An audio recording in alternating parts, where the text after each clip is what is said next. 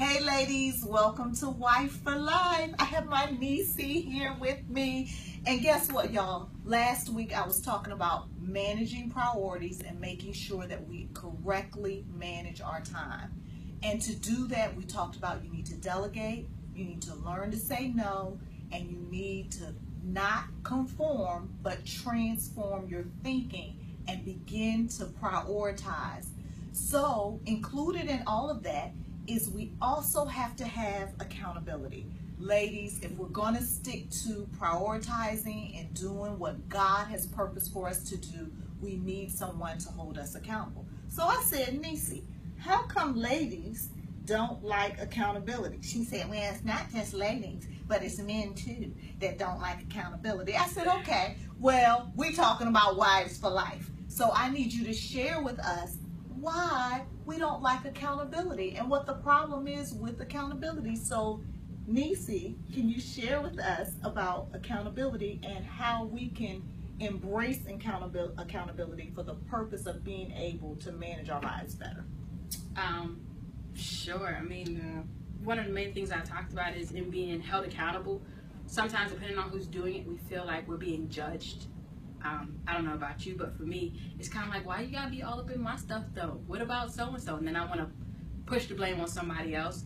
But then you also have the fact of being accountable means that you have to allow people access to you. That is such a major point, because people don't allow access because for real, they don't want to be held accountable. They don't. And then you get mad because depending on who it is holding you accountable, they may not be living the life that they're trying to hold you accountable to. And it's hard for you to want to be accountable to them. And so one thing I've learned is that whoever's holding you accountable has to have the life, or has to kind of look like they have, not look like, how do I want to say this on bad? Be an example to you. Right. Someone that even if they're your Paul or your Barnabas, can say, hey, what about this? But you're not going to get mad at them holding you accountable because they're already being an example to you. And so they're just pulling you up, not to make you feel less than or feel judged, but really to say, hey, you know better than this. Let's get on that good foot and let's do this together. And so that person, whether it's your Paul or your Barnabas, then is you giving them access.